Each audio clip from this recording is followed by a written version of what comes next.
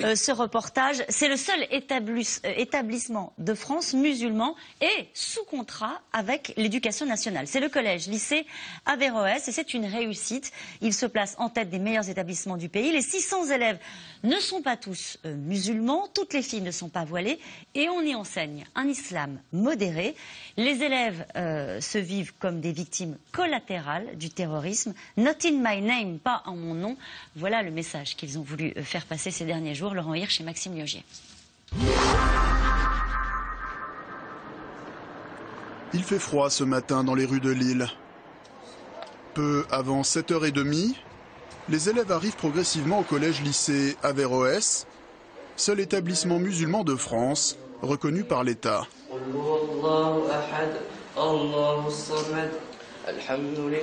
Avant les cours qui débutent à 8h, ils sont quelques-uns à se retrouver dans la salle de prière mixte.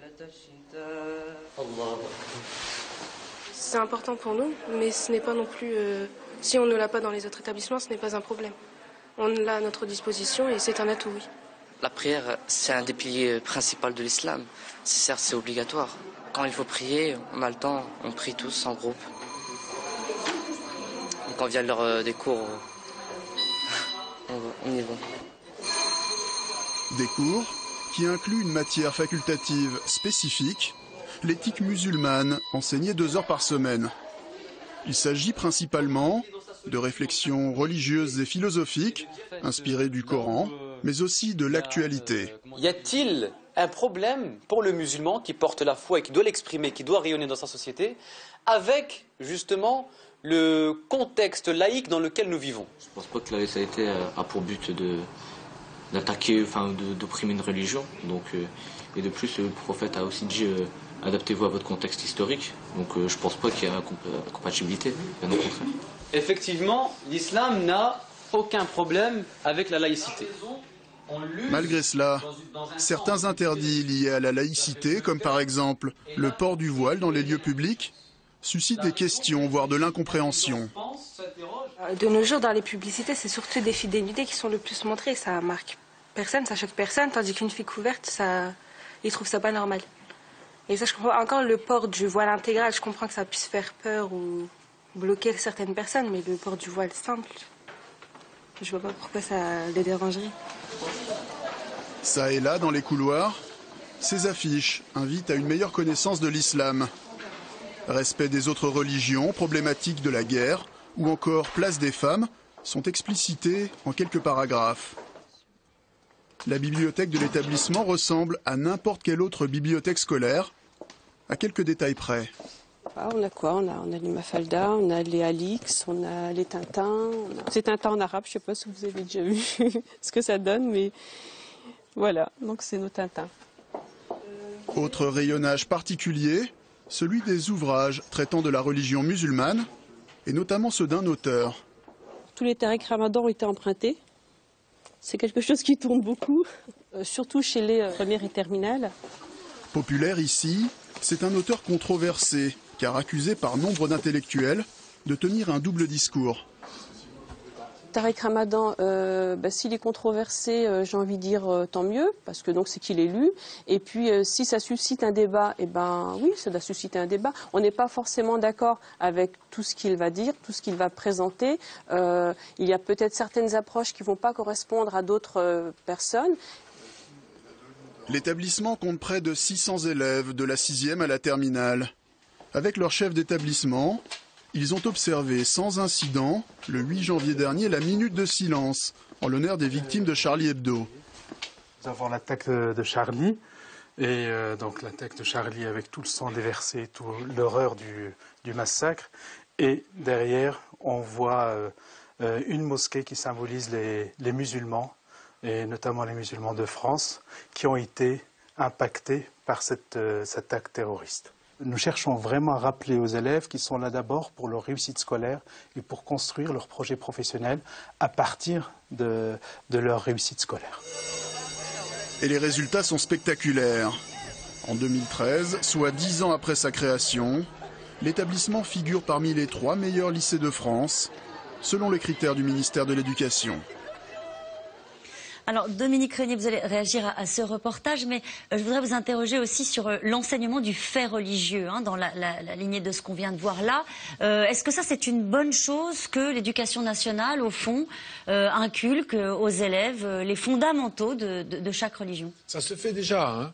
Ça se fait déjà, et c'est évidemment une bonne chose, puisque c'est, comme on le dit, l'enseignement laïque du fait religieux. Les religions sont des phénomènes incontestables, historiques. La question métaphysique, l'existence de Dieu, est laissée de côté. Mais le fait qu'il y a des croyants, le fait qu'il y a des croyances, qu'il y a des rites, qu'il y a des traditions, ça c'est à connaître. On ne peut pas considérer qu'on a une culture satisfaisante si on ne connaît pas le fait religieux dans sa diversité. Donc c'est une très bonne chose de l'enseigner. Et c'est d'ailleurs ce qui se passe. Est-ce que c'est assez enseigné? Est-ce qu'on assimile assez? En même temps, bon, voilà, les enfants doivent apprendre beaucoup de choses. Hein, mais c'est une bonne idée, oui. Et la réaction à ce qu'on vient de voir, à cet établissement un peu singulier, musulman, sous contrat de l'éducation nationale, avec un islam modéré, où les choses ont l'air de se passer de manière apaisée. On ne peut pas imaginer un établissement comme ça qui enseignerait autre chose qu'un islam modéré. On est d'accord. Sous contrat avec l'État. Sous contrat. Voilà. Il nous manque quelques informations que le reportage ne donne pas et que je n'ai pas moi-même par ailleurs. Parce qu'il s'agit de savoir qu'est-ce qui fait que ça marche bien. Moi, je crois que les familles sont très mobilisées. Ouais. Et je crois que derrière les élèves, vous avez des familles.